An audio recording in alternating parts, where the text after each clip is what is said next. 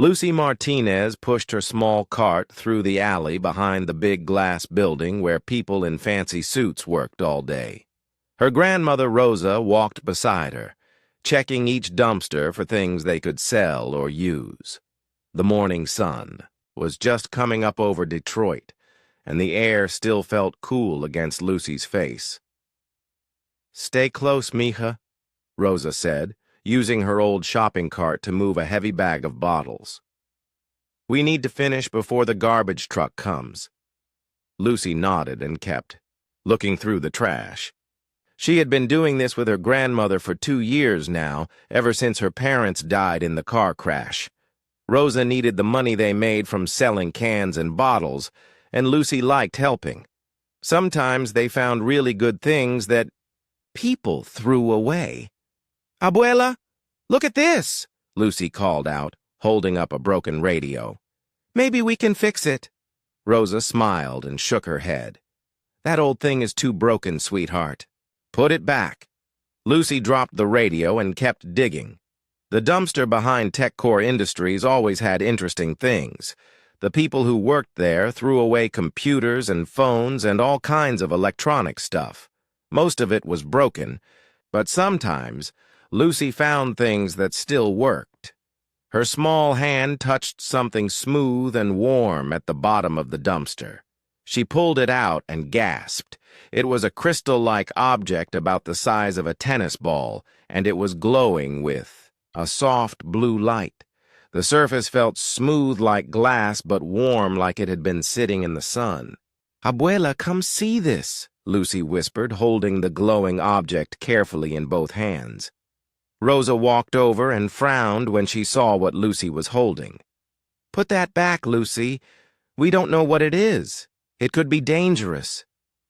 "But it's so pretty," Lucy said, turning the object around in her hands. The blue light seemed to pulse gently, like a heartbeat. "And it's warm.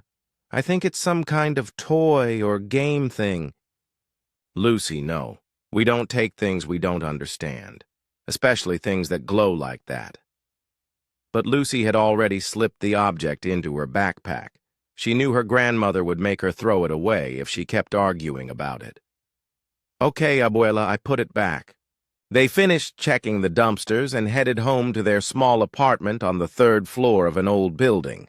Rosa counted their money from the bottles and cans while Lucy did her homework at the kitchen table. The strange object sat hidden in her backpack, still glowing softly through the fabric. That night, after Rosa had gone to bed, Lucy quietly took the object out of her backpack. In the darkness of her bedroom, the blue glow seemed brighter. She sat on her bed and held it carefully, wondering what it could be. As soon as her fingers touched a small indent on the surface, the object suddenly came alive. The blue glow spread outward, creating shapes in the air above it. Lucy almost dropped it in surprise, but the shapes were so beautiful that she held on tight. The glowing shapes looked like stars and planets, spinning and moving around each other, in the air above her bed. Lucy had never seen anything like it. It was like having a tiny universe floating in her bedroom. "Wow," she whispered, afraid to speak too loud and wake up her grandmother. The object seemed to hear her. The star shapes changed, forming into symbols and letters that Lucy had never seen before. They looked like writing, but not English or Spanish. The symbols moved around, rearranging themselves into different patterns. Lucy touched the object again, and suddenly she could hear a voice in her head. It wasn't scary like the voices people talked about in movies.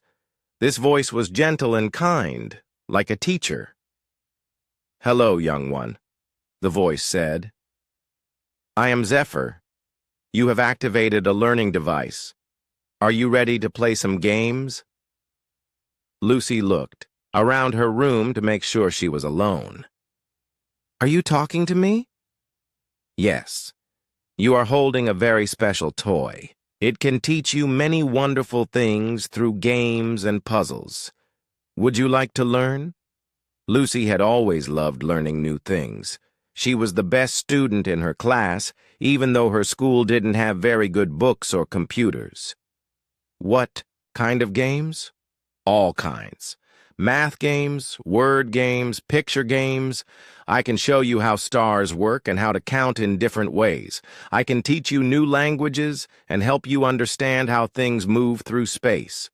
The floating symbols changed into numbers and shapes that Lucy recognized from her math class. But these numbers were doing things that numbers shouldn't be able to do. They were moving and changing and solving problems by themselves. "This is so cool," Lucy said, forgetting to whisper. "How does it work?" That's a very good question. The device uses something called quantum processing to create these images. But don't worry about the big words. Just think of it as very advanced computer graphics. Lucy spent the next 2 hours playing with Zephyr. The device showed her star maps and taught her to count in a strange new number system.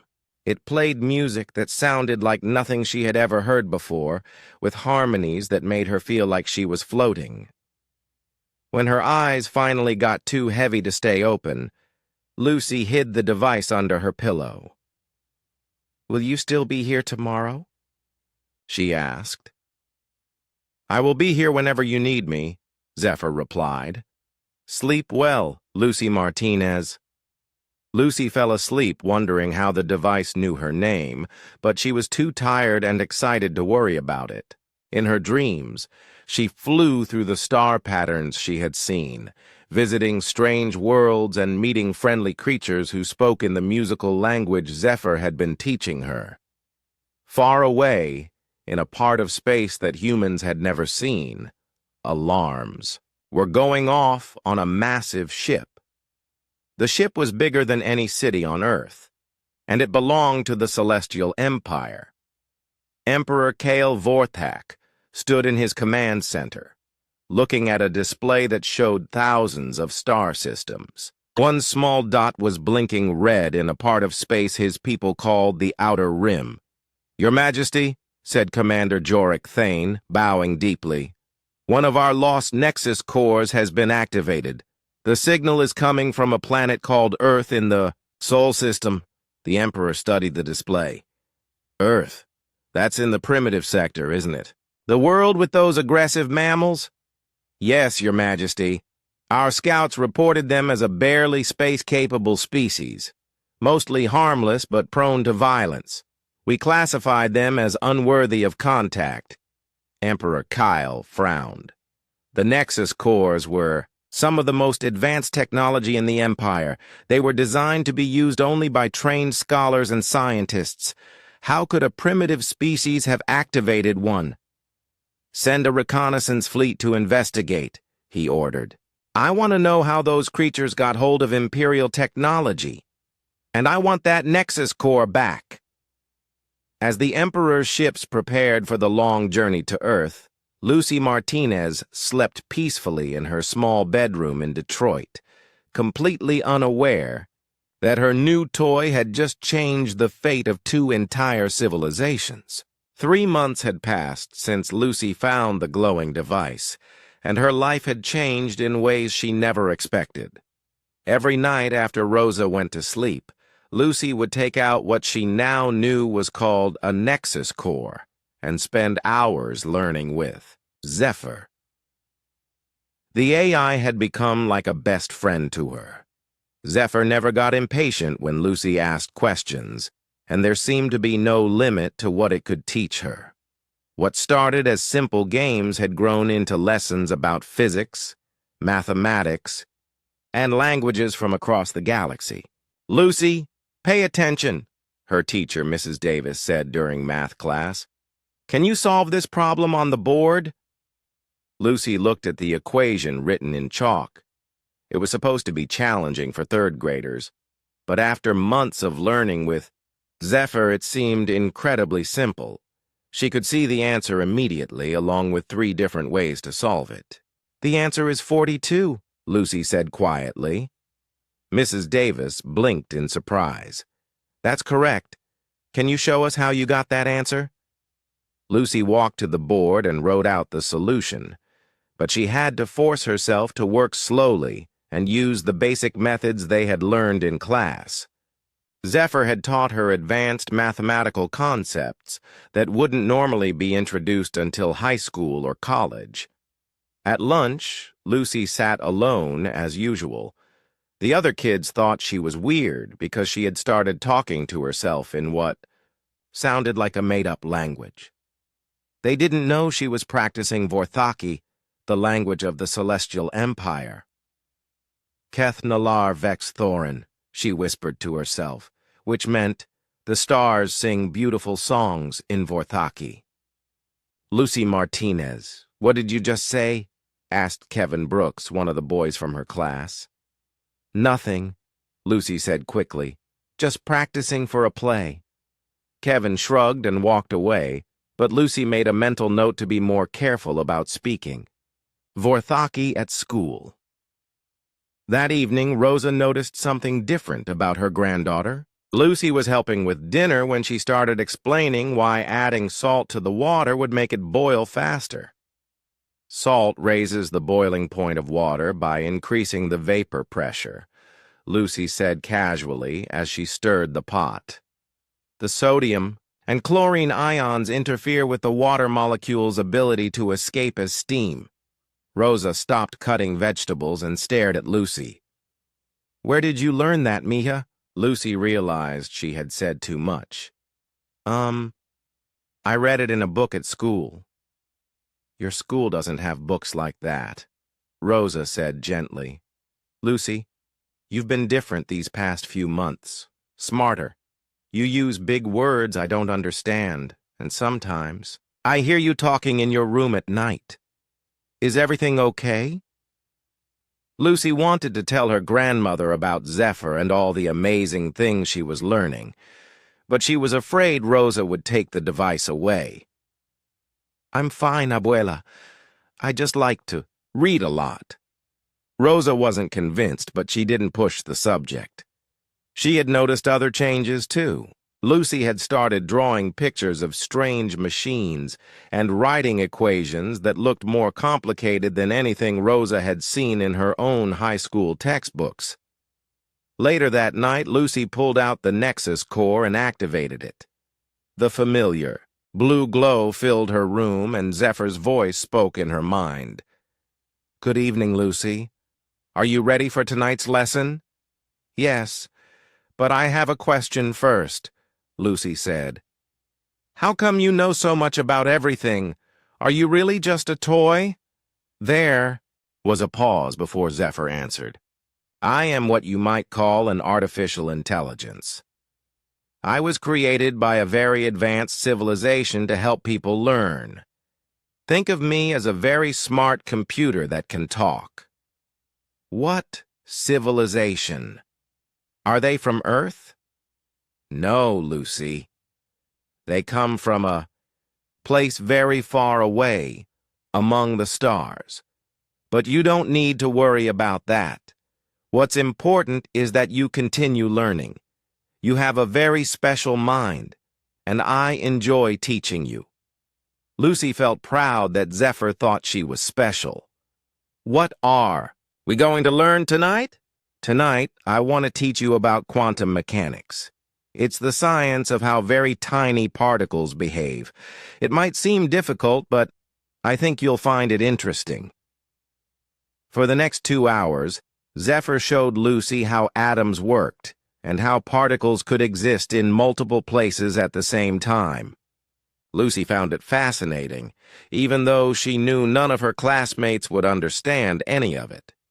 Meanwhile, in space between Mars and Jupiter, the Celestial Empire's reconnaissance fleet had arrived in the Sol system. Commander Jorik Thane stood on the bridge of his ship, looking at sensor readings of the third planet from the sun. Report, he ordered his science officer. The planet appears to be inhabited by approximately 7 billion carbon-based life forms, the officer replied.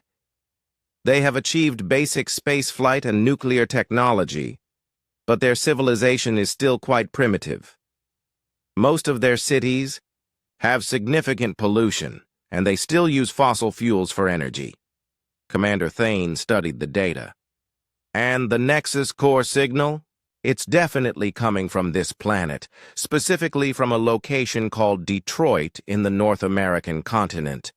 The signal is strong and active, indicating regular use. Regular use? Thane frowned. That's impossible. These creatures shouldn't be able to activate a Nexus core, let alone use it regularly. That's what our readings show, sir. Someone down there is not only using the device but appears to be learning from it at an accelerated rate. Thane felt a chill run down his spine. The Nexus cores were designed to adapt to their users, becoming more advanced as the user's knowledge grew. If a primitive human was somehow using one successfully, it meant either their intelligence estimates were completely wrong or something very unusual was happening on Earth. Maintain distance and continue monitoring, he ordered. I need to report this to the Emperor. Back on Earth, Lucy was getting ready for bed when she heard Rosa talking on the phone in the kitchen. Her grandmother sounded worried. Yes, I know she's only 8. Rosa was saying. But she's changed so much. Yesterday, she corrected her teacher's math, and last week she fixed our broken radio using things I've never heard of. I don't know what to do. Lucy crept closer to the kitchen door and listened. You think I should take her to see someone? Rosa continued. Maybe a doctor? I'm worried something might be wrong with her brain. Lucy felt her heart sink. She didn't want her grandmother to think something was wrong with her. She just wanted to keep learning with Zephyr and discovering new things about the universe. She went back to her room and whispered to the Nexus core. Zephyr, my grandmother thinks something is wrong with me because I'm learning so much. What should I do? Learning is never wrong, Lucy. Zephyr replied gently. But I understand your grandmother's concern. Perhaps you should be more careful about showing your new knowledge too quickly. Humans often become worried when things change, too fast. But I love learning. I don't want to pretend to be dumber than I am. You don't have to pretend to be dumb. Just be patient. Continue learning with me. But try to let your school knowledge grow more slowly. Think of it as a game where you have to hide how much you really know. Lucy considered this. She could still learn everything Zephyr wanted to teach her, but she would be more careful about showing it off at school or around Rosa. Okay, she agreed. But can we still do the advanced stuff when we're alone? Of course. In fact, tomorrow. I want to show you something very special. I'm going to teach you about stellar navigation and how ships travel between the stars. Lucy's eyes lit up with excitement. She loved it when Zephyr taught her about space travel. The math was incredibly complex, but somehow it all made perfect sense to her. As she drifted off to sleep, Lucy dreamed about flying through space in ships that moved faster than light, visiting worlds where the sky was purple and the trees grew upside down. She had no idea that somewhere in the darkness above Earth, alien ships were watching and wondering how a small human child had become so impossibly smart. Lucy had been learning with Zephyr for 6 months when everything changed. Rosa had gone to her job cleaning offices downtown, leaving Lucy alone in the apartment for a few hours. This was normal, as Lucy was responsible for her age, and Rosa trusted her to stay safe. Lucy pulled out the Nexus core and settled onto her bed. Hi, Zephyr. What are we going to learn today? Today is special, Lucy, Zephyr replied. I want to show you the long-range communication system. You've learned so much that I think you're ready to understand how messages can be sent across vast distances through space. The device projected a complex holographic display above Lucy's bed. She could see what looked like a three-dimensional map of space, with lines connecting different points, like a giant web. "These are communication channels," Zephyr explained. "When someone wants to send a message across the galaxy, they use these pathways. The message travels faster than light through something called hyperspace." Lucy studied the display with fascination. The math behind it was incredibly complex, involving equations she had never seen before, but somehow she could understand how it all worked together. "Can I try sending a message?" she asked. "If you want to, but remember that messages sent this way travel very far. Someone might receive it on the other side of the galaxy," Lucy grinned. The idea of talking to someone on another planet seemed amazing. "That's okay. Maybe I'll make a new friend." She touched a glowing symbol on the display, and suddenly the Nexus core hummed with energy. Words appeared in the air, written in Vorthaki script. "Just speak normally," Zephyr instructed. "The system will translate your words and send them out." Lucy took a deep breath and spoke into the glowing display. "Hello, my name is Lucy Martinez. I live on a planet called Earth. Is anyone out there?" The message disappeared into the holographic web, traveling through hyperspace toward the outer regions of the galaxy. On the bridge of Commander Thane's ship, alarms suddenly started blaring. The communications officer looked up from his console, in shock. "Commander, we're receiving a transmission from the planet's surface. It's coming directly from the Nexus core." "That's impossible," Thane said, rushing to the communications station. "Those primitive humans don't have the technology to access our networks." "Sir, the message is in perfect High Vorthaki. Whoever sent it has complete mastery of our language and communication protocols." Thane stared at the message displayed on his screen. The words were simple, but the implications were staggering. Not only had a human successfully activated a Nexus Core's advanced communication system, but they spoke his language better than most citizens of the Empire. "Send a response," he ordered. "I want to know who we're dealing with." Back in her bedroom, Lucy was admiring the star map when new words appeared in the display. She read them carefully, sounding out the Vorthaki words in her mind. "Greetings, young human. I am Commander Jorik Thane of the Celestial Empire. How did you learn to speak? Our language?" Lucy's eyes widened with excitement. She was actually talking to someone from another planet. "A device called Zephyr taught me," she replied through the communication system. "It's been teaching me lots of things for months. Are you really from outer space?" There was a long pause before the next message arrived. "Yes, I am currently in Io, a ship orbiting your star system. The device you call Zephyr is actually a very advanced piece of our technology. How did you come to possess it?" Lucy told the story of finding the Nexus core in the dumpster, how she thought it was a toy, and all the things Zephyr had been teaching her. As she spoke, she could sense the amazement in the commander's responses. "You learned quantum mechanics in 3 months?" came the next message. "It wasn't that hard once Zephyr explained it properly," Lucy replied. "The math is really beautiful once you understand how particles behave in multiple dimensions." On his ship, Commander Thane was pacing back and forth on the bridge. According to all their intelligence reports, humans were barely capable of basic spaceflight. Yet he was having a conversation about advanced physics with what appeared to be a human child. "How old are you?" he asked. "I'm 8. "Well, almost 9. My birthday is next month." Thane felt his legs go weak. An 8-year-old human child had mastered concepts that took his own people decades to understand. Either their intelligence about humans was completely wrong, or this particular human was unlike anything they had ever encountered.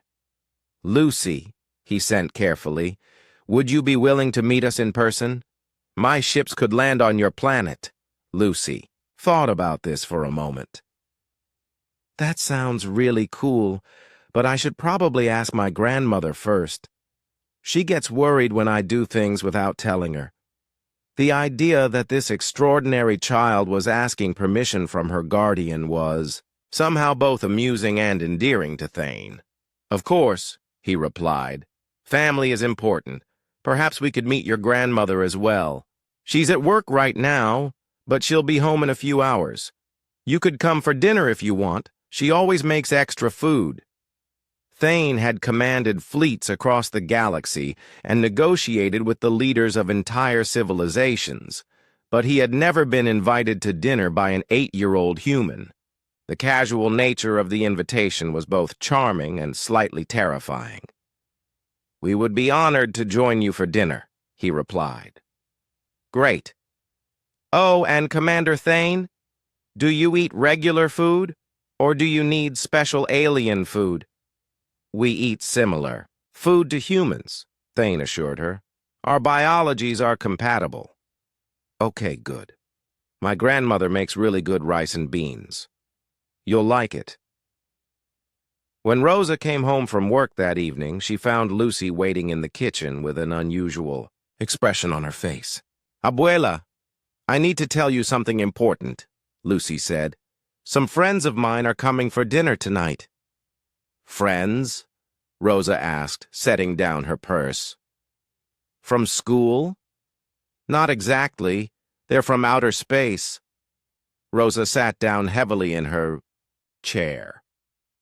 Lucy, what are you talking about? Remember that glowing toy I found? It's actually a really advanced computer from an alien empire. I've been learning from it for months, and today I talked to their spaceships. They want to meet us. Rosa stared at her granddaughter for a long moment. Part of her wanted to dismiss this as an 8-year-old's imagination, but Lucy had been displaying impossible knowledge for months. Maybe this explanation, as crazy as it sounded, actually made sense. Show me, Rosa said quietly. Lucy ran to her room and brought back the Nexus core. When she activated it, the kitchen filled with blue light and floating holographic displays. Rosa gasped as star maps and alien writing appeared in the air above. Their dinner table. Zephyr, can you talk to my grandmother? Lucy asked. Good evening, Mrs. Martinez, came a gentle voice that seemed to speak directly into Rosa's mind. I apologize for the deception, but Lucy's safety was my primary concern. She has been an exceptional student. Rosa felt her world turning upside down, but she forced herself to stay calm. If this was real, Lucy would need her to be strong. Are these aliens dangerous? She asked. The Celestial Empire values knowledge and wisdom above all else, Zephyr replied. Commander Thane and his people are honorable. They come in peace, seeking to understand how Lucy has achieved such remarkable learning. An hour later, 3 small ships landed quietly in the vacant lot behind their apartment building. Commander Thane and 2 of his officers stepped out, wearing breathing apparatus and carrying what looked like translation devices. Lucy ran outside to meet them, with Rosa following nervously behind. The aliens were tall and elegant, with pale blue skin and large dark eyes. They wore flowing robes that seemed to shimmer with their own light. Commander Thane, Lucy said in perfect Vorthaki, welcome to Earth. Thane removed his breathing apparatus and replied in accented English, Thank you for having us, Lucy Martinez. This is a great honor. He turned to Rosa and bowed deeply. Mrs. Martinez, your granddaughter is perhaps the most remarkable individual I have ever encountered. In my 3 centuries of life, I have never met anyone who learns as quickly or understands complex concepts as naturally as she does. Rosa looked between the alien commander and her granddaughter, trying to process everything that was happening. Are you here to take her away? She asked quietly. No, Thane replied firmly. We are here to learn from her and to offer our friendship to your world. 2 weeks after first contact, the biggest ship Lucy had ever seen appeared in the sky above Detroit. It was so large that it blocked out the sun for several city blocks, casting a shadow that stretched for miles. People all over the world pointed at their televisions and wondered if this was the beginning of an alien invasion. But in Rosa's small kitchen, Lucy was setting the table for the most important dinner of her life. "Are you nervous, Mija?" Rosa asked, stirring a pot of rice and beans that she hoped would be enough to feed an emperor. "A little," Lucy admitted. "Commander Thane says Emperor Kale is really old and really important. He rules over thousands of planets." "And he's coming to our kitchen for dinner," Rosa said, shaking her head in amazement. "6 months ago, you were just my granddaughter who was good at math. Now emperors want to meet you." Lucy looked up from folding napkins. "I'm still just your granddaughter, Abuela. That part hasn't changed." A soft knock came at their door. Lucy ran to open it, and there stood Commander Thane alongside the most impressive person she had ever seen. Emperor Kyle Vorthak was tall even for his species, with silver hair that seemed to glow and eyes that held the wisdom of centuries. His robes were covered in symbols that shifted and moved like living things. "Your Imperial Majesty, Commander," Thane said formally, "may I present Lucy Martinez and her grandmother Rosa Martinez." Lucy had practiced this moment with Zephyr. She performed a perfect Vorthaki greeting, placing her hands together and bowing her head slightly while saying, "Keth Valar nex Thorin Vel, Emperor Kale. Our home is honored by your presence." The Emperor's eyes widened in surprise. Not only was her pronunciation flawless, but she had used a greeting reserved for welcoming visiting royalty. "The honor is mine, young scholar," he replied in English, his voice deep and musical. "I have traveled across the galaxy to meet the child who has mastered our most advanced learning device." Rosa stepped forward nervously. "Your Majesty, welcome to our home. I hope you don't mind simple food." Emperor Kale smiled warmly. "Mrs. Martinez, I have eaten at the finest tables in the galaxy, but I suspect tonight's meal will be the most memorable." They sat around Rosa's small kitchen table, the Emperor of the Celestial Empire squeezed between Lucy and the wall, eating rice and beans from mismatched plates. Lucy had worried that the meal might be awkward, but the Emperor seemed genuinely interested in hearing about their daily life. "So you work cleaning offices?" he asked Rosa. "Yes, Your Majesty. It's honest work and it pays the bills. Please call me Kale. Anyone who raises a child like Lucy deserves my deepest respect." After dinner, Lucy brought out the Nexus core and activated it on the kitchen table. The familiar blue glow filled the room, but this time something different happened. The holographic displays were brighter and more complex than Lucy had ever seen them. "Zephyr," Lucy said, "can you show Emperor Kale what we've been working on?" "Of course, Lucy." The air above the table filled with mathematical equations and three-dimensional models. But these weren't the lessons Zephyr had originally programmed. These were Lucy's own discoveries and improvements. Emperor Kyle leaned forward, studying the displays with growing amazement. "These equations, they're modifications to our hyperspace travel calculations. Lucy found some mistakes in our original math," Zephyr explained. "She's developed corrections that could increase engine efficiency by 400%. 400%? The Emperor looked at Lucy in disbelief. "Child, do you understand what this means? These improvements could revolutionize travel across the entire galaxy." Lucy shrugged modestly. The math just seemed wrong to me. When you carry the quantum fluctuation variables across multiple dimensions, you have to account for temporal displacement. Your original calculations forgot about that part. The Emperor stared at her. The concepts she was discussing so casually had puzzled the Empire's greatest scientists for generations.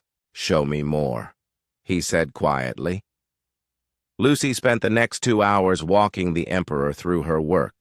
She had not only corrected the hyperspace equations, but had also improved the Nexus Core's learning algorithms, solved several problems related to faster-than-light communication, and developed theoretical frameworks for technologies that didn't even exist yet. "This design," the Emperor said, pointing to one of the holographic models. "What is it?" "Oh, that's something I was working on yesterday," Lucy said.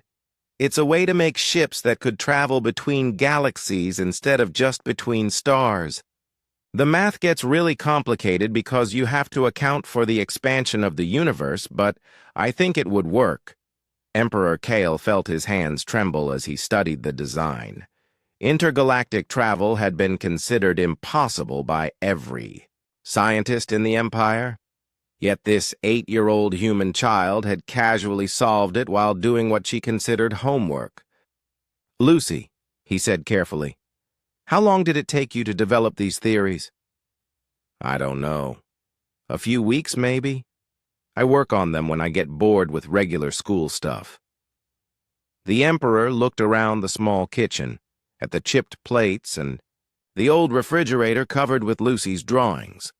Some of those drawings, he now realized, were blueprints for technologies that could change the course of civilization.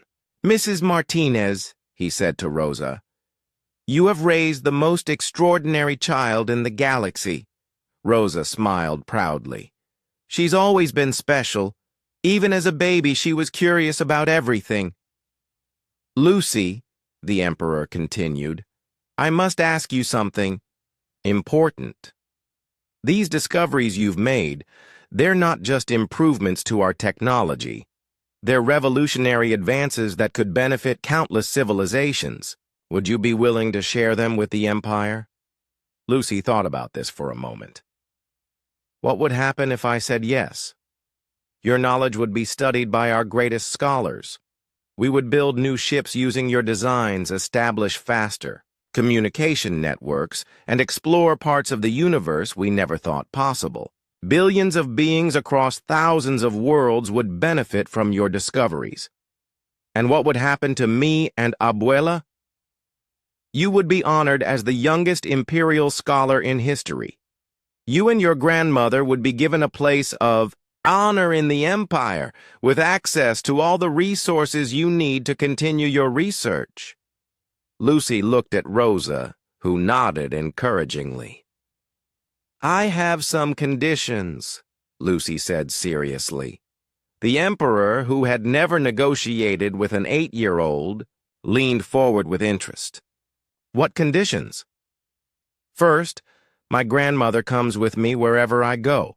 Second, you have to help make Earth a better place, fix the pollution, and help people who don't have enough food. Third, I still want to go to regular school sometimes because I like my teacher, Mrs. Davis." Emperor Kale smiled. "Those are very reasonable conditions. I accept them all." "And one more thing," Lucy added. "Can you bring some of your books? I've learned everything Zephyr knows, and I'm getting bored." The Emperor laughed, a sound like silver bells ringing. "Lucy Martinez, I will bring you the entire Imperial Library if you wish." He stood up from the kitchen table and performed a ceremony that had never been done for a human before. Placing his hands on Lucy's forehead, he spoke words in ancient Vorthaki that marked her as an Imperial scholar. "By the authority of the Celestial Throne and the wisdom of the eternal stars, I recognize Lucy Martinez as a scholar of the first rank, youngest in the history of our empire, teacher of teachers and friend to all civilizations." The formal words felt strange in the small kitchen, but Rosa understood their importance. Her granddaughter had just been given the highest honor the alien empire could bestow. "Thank you, Emperor Kale," Lucy said. "This is the best birthday present ever." "It's your birthday?" the Emperor asked in surprise. "Tomorrow. I'll be 9. Emperor Kale smiled and made a mental note to have his ships prepare the most spectacular birthday celebration the galaxy had ever seen.